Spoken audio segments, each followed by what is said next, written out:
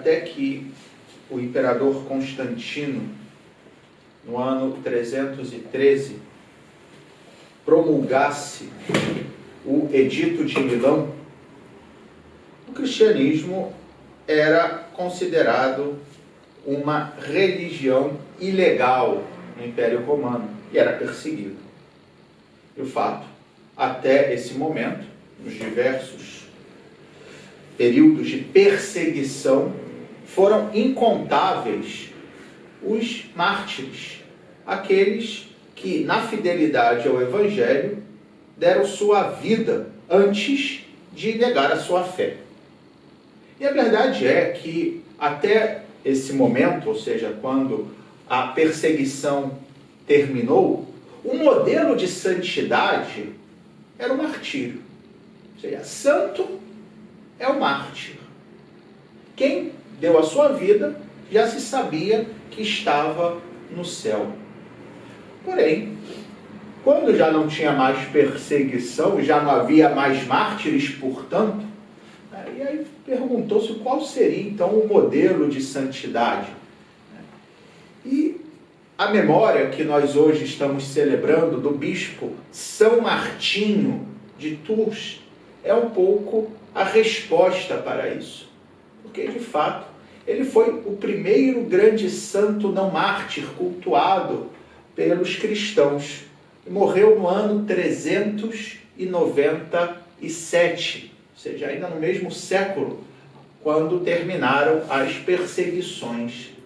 E São Martinho, que na sua juventude, aliás, por 40 anos, foi oficial romano, militar, já se destacava pela sua caridade. De fato, a imagem com a qual ele é mais conhecido é ele vestido de militar num cavalo, cortando seu manto pela metade e dando para um pobre que passava frio na rua, ou seja, modelo de caridade. Depois São Martinho tentou fazer uma vida monástica, de fato fundou o primeiro mosteiro na Europa, mas era tal já a sua fama, como homem santo, como homem marcado pela caridade, que literalmente ele foi sequestrado pelos fiéis da diocese de Tours e foi feito bispo. O sujeito foi o povo que aclamou e sequestrou o sujeito. Chamaram ele para visitar um doente, e no caminho pegaram ele e levaram e falaram: você vai ser bispo aqui.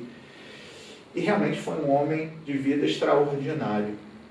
Ele nos ensina isso, que todos nós estamos chamados a essa realidade. Não precisa que morramos mártires, mas sejamos mártires de uma vida que corresponda ao Evangelho. Porque martírio significa testemunho. E é isso que devemos ser, testemunhas da vida cristã. E as leituras de hoje nos colocam alguns exemplos do que significa dar esse testemunho, do que significa ter uma vida santa. Na primeira leitura, vimos como São Paulo, na carta a Tito, fazia as recomendações de ser um bom cidadão, de estar submetido ao príncipe, ou seja, aquele que tem a responsabilidade de governo. Isso não por uma ideia equivocada de uma submissão cega, mas olhando o bem comum, porque é um ato de caridade. Por que eu cumpro as leis? Por que eu procuro viver em concórdia com os demais cidadãos? Não é porque o rei, o príncipe, o presidente, o governador, o prefeito, seja lá o que for, é uma pessoa extraordinária. Pode ser até um corrupto. A questão é que eu cumpro as leis porque é um modo também de me preocupar com o próximo, com o bem do próximo. De fato, logo após dizer isso, São Paulo faz como que a justificativa, porque nós outrora éramos insensatos, rebeldes, extraviados, escravos de toda sorte de paixões e prazeres, vivendo na maldade e na inveja. Ou seja, quando me preocupava com o meu bem e não com o bem daquele que Deus colocou na minha frente, aqueles que moram comigo na minha cidade, no meu país, até no meu condomínio, não importa. Então, esse é o primeiro ponto. Depois, um outro ponto, sobretudo à luz do Evangelho de hoje, que diria ainda mais importante, e talvez um dos pilares básicos da vida cristã, que é o agradecimento. Saber agradecer. Saber reconhecer o bem recebido. Vimos isso com aqueles 10 leprosos que Jesus curou. E somente um, que era estrangeiro, ou seja, não era nem sequer judeu, que foi o que voltou para agradecer. Que soube reconhecer o benefício recebido. E nós, tantas vezes, não sabemos reconhecer. Pode parecer algo que a gente já escutou tantas vezes, né? Mas é verdade, infelizmente.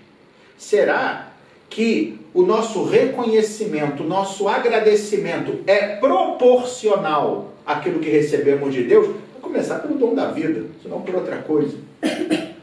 Nunca agradeceremos suficientemente. A gente tem que ter isso claro. Daí também a importância da missa. Por isso que eu digo que o agradecimento é uma atitude fundamental. Porque quando eu realmente sou agradecido, quando eu realmente reconheço o que Deus me deu, eu percebo que eu não tenho como retribuir. E aí descubro cada vez mais o valor da missa, que não é somente algo que eu recebo também, e já isso também seria razão mais do que suficiente para estar de joelhos agradecendo a Deus. Mas porque Deus é tão bom, Jesus é tão bom, que Ele agradece por nós. Porque isso que é a missa. É um ato no qual o Filho se entrega ao Pai, nos associa a essa entrega e faz com que nós, com Ele, possamos agradecer o Pai. Por isso a missa se chama Eucaristia, que significa ação de graças. Assim sendo, com essa certeza, como o Salmo 22 nos colocava e nos convidava a repetir: o Senhor é o pastor que me conduz, não me falta coisa alguma. Por isso agradecemos, por isso temos a confiança de que não há de nos faltar a graça necessária do Espírito Santo, para que, como São Martinho e todos os santos que não foram mártires, mas sim deram testemunho da vida cristã, que nós também podemos fazê-lo, e assim possamos brilhar como verdadeiros cristãos, que são sal da terra e luz do mundo. Louvado seja nosso Senhor Jesus Cristo. Para sempre seja louvado.